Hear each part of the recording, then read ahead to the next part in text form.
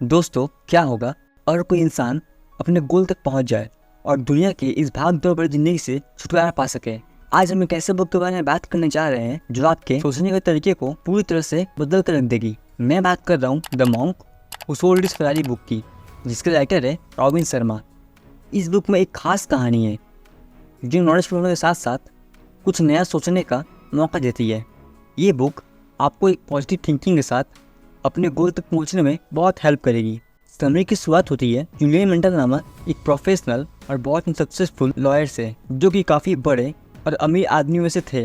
Julian के पास वो सारी चीज़ें थी जो एक लग्जरी लाइफ जीने का मौका देती थी, जैसे एक सक्सेसफुल प्रोफेशन, एक आलीशान घर और साथ ही फरारी जैसी महंगी कार। इतना सब कुछ होने के बावजूद भी जूलियन खुश नहीं थे। कहने को तो उनके पास हर वो चीज़ थी जो वो पाना चाहते थे, पर वो हमेशा अपने काम की वजह से काफ़ी स्ट्रेस में रहते थे। उनकी लाइफ इतनी बिजी थी कि वो अपनी फैमिली के लिए भी टाइम नहीं निकाल पाते थे।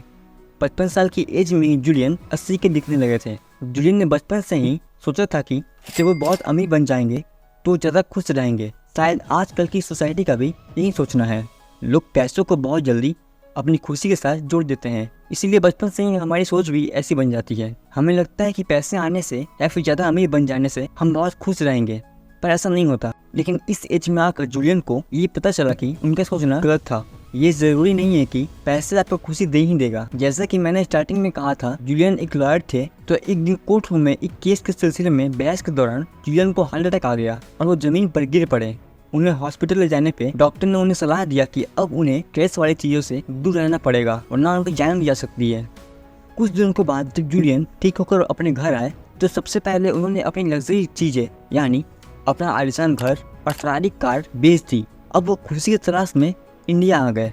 काफ़ी तलाश करने के बाद उन्हें हिमालय के सिवान के एक मॉन्क के बारे में पता चला। इनका नाम था रमन और उनकी एज करीबन 100 वर्ष से भी अधिक थी। जूलियन ने अपने साथ हुए उन सारी चीज़ों को मॉन्क को बताया, तो मॉन्क ने जूलियन से कहा कि मैं तुम्हें एक कहानी सुनाता हूँ, इसे तुम ध्यान से सुनना और इसे समझना।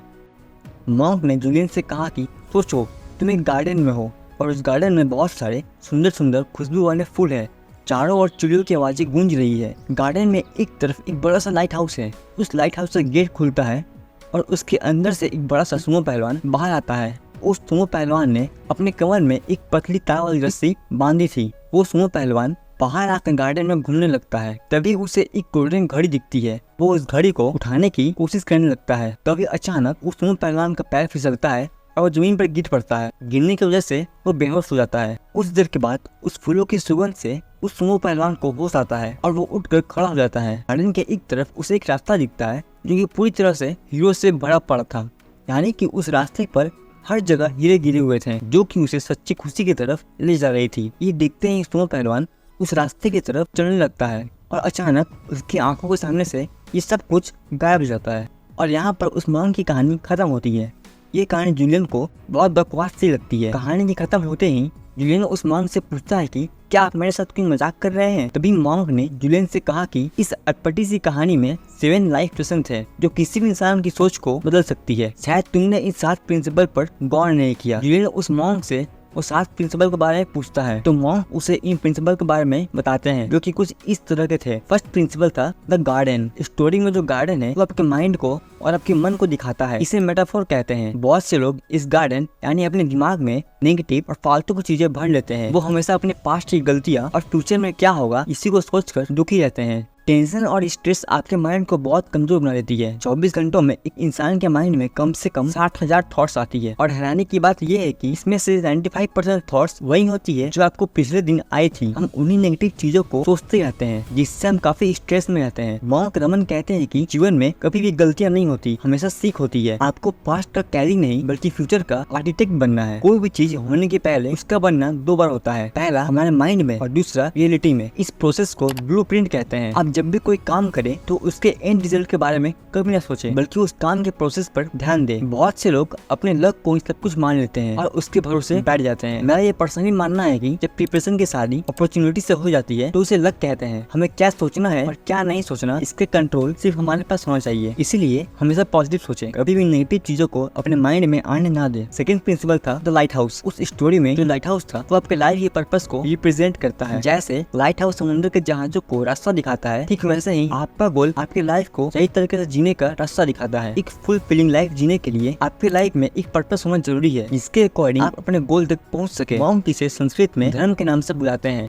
धर्म इस एंशिएंट विश्वास से आता है कि हम सब धरती पर एक मिशन पूरा करने के लिए आए हैं। आपको अपने पर्पस तक पहुंचने के लिए आपके पास एक क्लियरली डिफाइंड गोल होना जरूरी है। गोल का मतलब सिर्फ जॉब, कार या बंगला ही नहीं, बल्कि गोल शॉर्ट टर्म के लिए भी हो सकती है। गोल एक दिन का भी हो सकता है और एक महीने का भी। डिपेंड करता है आप पर कि आपके लाइफ का पर्पस क्या है।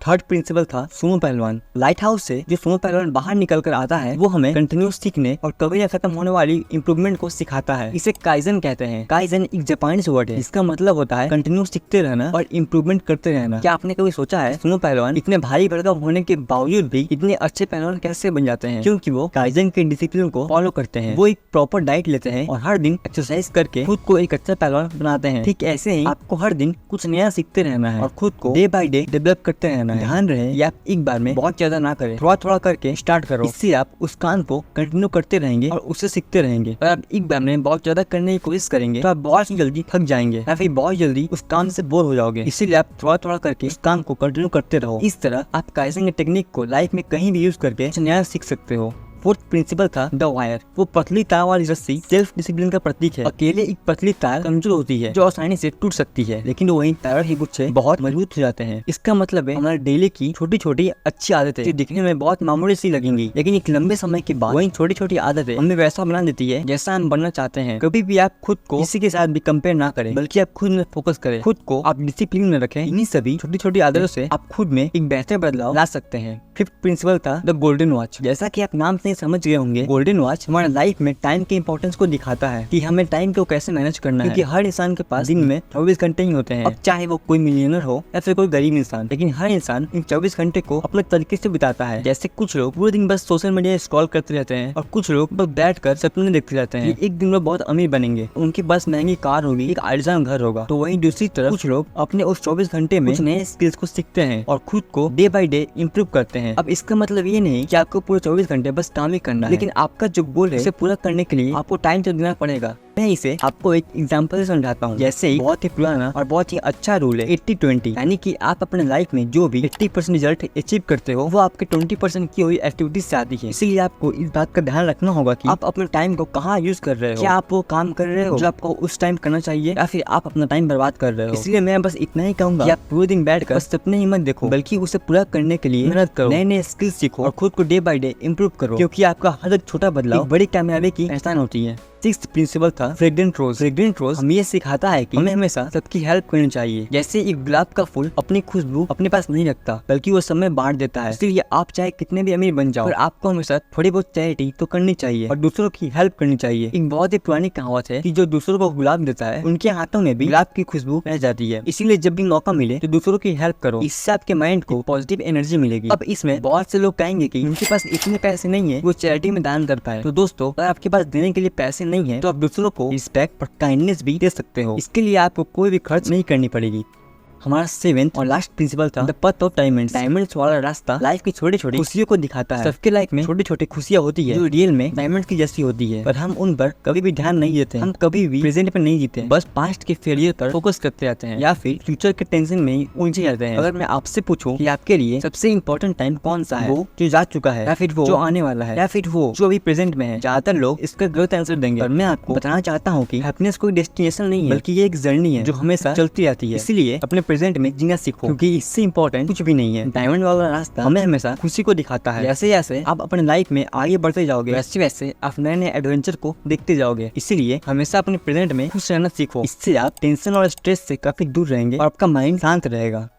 अगर मैं इन सारे प्रिंसिपल्स को सिंपल वर्ड्स में समराइज करके बताऊं तो फर्स्ट प्रिंसिपल था द गार्डन, यानी आपका माइंड एक गार्डन जैसा है, जो आप उसमें बोओगे वही पाओगे। आपके लाइफ में ड्रामा करने वाले लोगों से दूर रहो, क्योंकि what consumes your mind control your life. Second principle था द लाइट हाउस। जैसे रात के अंधेरे में लाइट हाउस के बिना समुद्र का जहाज चट्टानों से टकरा कर बिखर सकता है, वैसे ही आपकी लाइफ भी बिना गोल के कहीं पर भी टकरा कर बिखर सकती है। इसीलिए आप भी अपने लाइफ के पर्पस को फाइंड करो और उसी डायरेक्शन में आगे बढ़ते रहो। थर्ड प्रिंसिपल था सुमो पहलवान। आप भी उस सुमो पहलवान की तरह काइजन को फॉलो करो, कभी न रुकने वाली वाली इंप्रूवमेंट और प्रोग्रेस को अपने लाइफ का एक पार्ट बना लो। फोर्थ प्रिंसिपल था द वायर, यानी जैसे एक रस्सी छोटे छोटे धागों से मजबूत बनती है, वैसे ही आपकी छोटी छोटी आदतों से ही आपका कैरेक्टर बिल्ड होता है। इसीलिए अपनी छोटे से भी छोटे काम को ढंग से पूरा करो। फिफ्थ प्रिंसिपल था द गोल्डन वॉच। याद रखो, आप कितने भी काबिल क्यों ना हो, अगर आप काम को टालते रहोगे तो एक दिन आपके अंदर पड़ा काबिलियत का पहलवान मुंह के बल जमीन पर गिर जाएगा। इसीलिए टाइम की इंपॉर्टेंस को समझो और आप जैसी लाइफ जीना चाहते हो और जो काम करना चाहते हो आज से ही करना स्टार्ट कर दो। सिक्स्थ प्रिंसिपल था द फ्रेग्रेंट रोज, यानी उस फूलों की तरह आप भी इंसानियत का एक हिस्सा हो, इसीलिए एक दूसरे के हेल्प करते रहने की चेन को बरकरार रखो। सेवेंथ और आखिरी प्रिंसिपल था द पथ ऑफ डायमंड। वो छोटे छोटे हीरो से बना रास्ता और कुछ नहीं, पर आपकी जिंदगी के वो खुशनुमा पल होते हैं जो आपने प्रेजेंट में रहकर अपनों के साथ बिताए होते हैं, और वही आपकी सच्ची दौलत होती है जो आपको जीने का पोटेंशियल देती है। तो आज के लिए बस इतना ही। आई होप कि आपको ये वीडियो पसंद आई होगी। अगर आपको ये वीडियो पसंद आई तो इस वीडियो को एक लाइक जरूर करना। इससे और भी वीडियोस के लिए आप हमारे चैनल को सब्सक्राइब कर सकते हो। आपका जो भी क्वेश्चन हो आप हमें कमेंट में पूछ सकते हो, और हमसे अपडेट रहने के लिए हमारे इंस्टाग्राम आईडी को भी फॉलो कर सकते हो। तो हम आपसे मिलते हैं एक अगले वीडियो में एक नए टॉपिक के साथ। तब तक के लिए जय हिंद।